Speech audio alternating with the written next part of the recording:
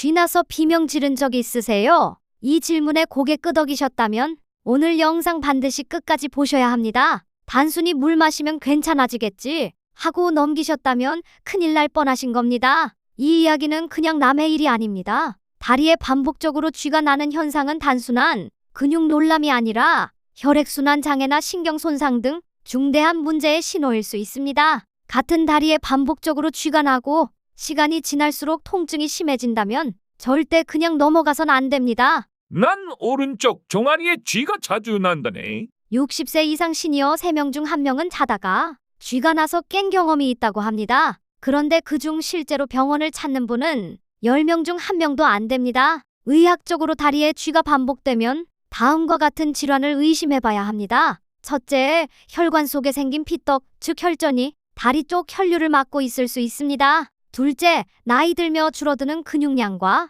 신경 반응 속도도 문제가 됩니다. 셋째, 복용 중인 고혈압약이나 이뇨제, 고지혈증 약이 전해질 균형을 깨뜨릴 수 있습니다. 넷째, 단순한 수면 자세 문제나 물 부족, 역시 복합적으로 작용할 수 있습니다. 즉, 이 문제는 단순 근육 문제에서 끝나는 게 아닙니다. 그럼 생각보다 심각할 수도 있다는 이야기지. 네, 어르신, 오늘 이 영상에서는 쥐가 나는 진짜 이유 6가지, 예방법 5가지, 응급처치 4단계, 병원에 가야 할 위급 신호 5가지를 아주 쉽게 정리해드립니다.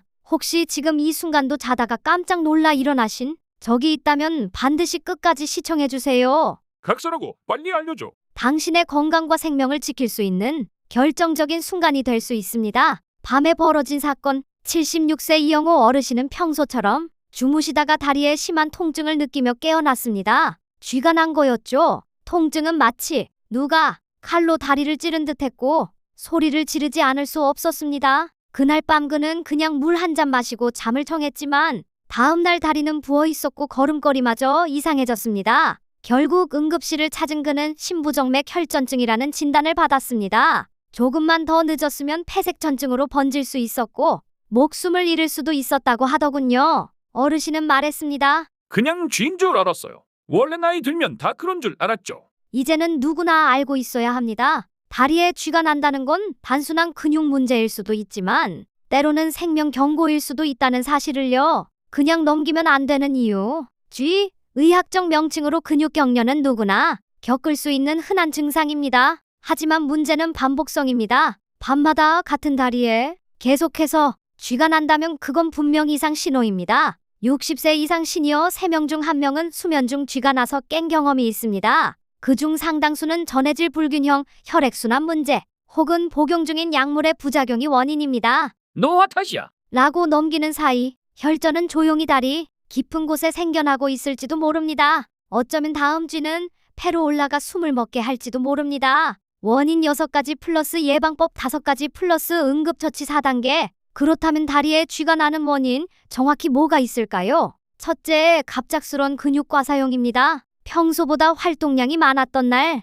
피로 물질이 쌓이며 근육이 경련을 일으킵니다. 둘째, 잘못된 수면 자세입니다. 무릎을 구부리거나 발끝이 아래로 떨어진 상태로 자면 종아리 근육이 수축된 채 굳어지면서 새벽에 쥐가 나기 쉽습니다. 셋째, 수분 및 전해질 부족입니다. 특히 여름철 혹은 밤에 화장실 가기 싫어. 물을 적게 마시는 습관은 전해질 불균형을 초래합니다. 넷째, 노화로 인한 근육량 감소와 신경 반응 저하. 나이가 들면 작은 자극에도 근육이 쉽게 경련을 일으킵니다. 다섯째, 혈액순환 장애입니다. 당뇨, 고혈압, 말초혈관 질환이 있는 경우 산소 공급이 원활하지 않아 쥐가 잘 납니다. 여섯째, 복용 중인 약물의 부작용, 특히 이뇨제, 고혈압약, 고지혈증 약이 전해질 균형을 무너뜨릴 수 있습니다. 자, 그러면 예방 방법은 뭘까요? 이거 내 얘긴데 그럼 어떻게 해야 해? 네, 어르신, 이렇게 해보세요. 1. 무릎을 곧게 펴고 자는 수면 자세. 2. 자기 전 5분 스트레칭. 3.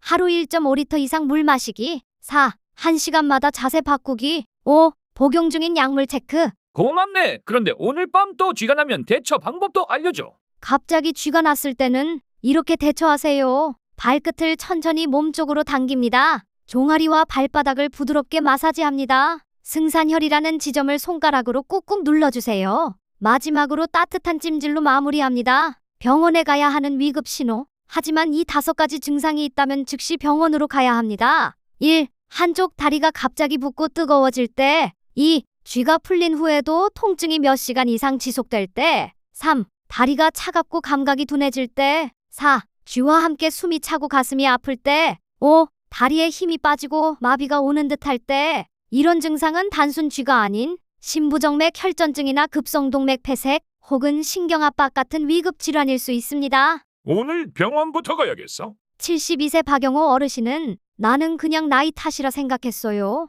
그런데 지금은 하루도 빠짐없이 스트레칭을 합니다. 라고 말하셨습니다. 몸은 거짓말을 하지 않습니다. 반복되는 다리 쥐는 우연이 아닙니다. 지금 이 순간부터 수면 자세 하나, 스트레칭 한 동작, 물 한 컵이 당신의 건강을 지킬 수 있습니다. 몸은 분명히 신호를 보냅니다. 우리가 몰랐을 뿐입니다. 이제부터라도 바꿔봅시다. 수면 자세, 식습관, 스트레칭, 물 한 잔. 이 작은 습관이 오늘 밤 당신을 지켜줄 겁니다. 건강은 거창한 노력보다 작은 실천에서 시작됩니다. 가족분들도 이 영상을 꼭 공유해주세요. 특히 60세 이상 부모님이 계시다면 오늘 꼭 알려드리셔야 합니다. 다리에 쥐가 자주 나셨던 분들이라면 오늘부터 달라지실 수 있습니다. 그리고 꼭 기억해주세요. 단순한 쥐가 아니라면 병원 진료는 필수입니다. 당신의 건강, 당신의 가족, 그리고 당신의 평온한 밤을 위해서입니다. 다음 영상에서는 무릎 관절 통증 줄이는 법 알려드릴게요. 구독과 좋아요 잊지 마시고요. 지금 바로 알람까지 누르시면 당신의 건강은 더 좋아집니다. 허허, 덕분에 쥐를 잡을 수 있겠어. 긴 영상 시청해주셔서 깊이 감사드립니다.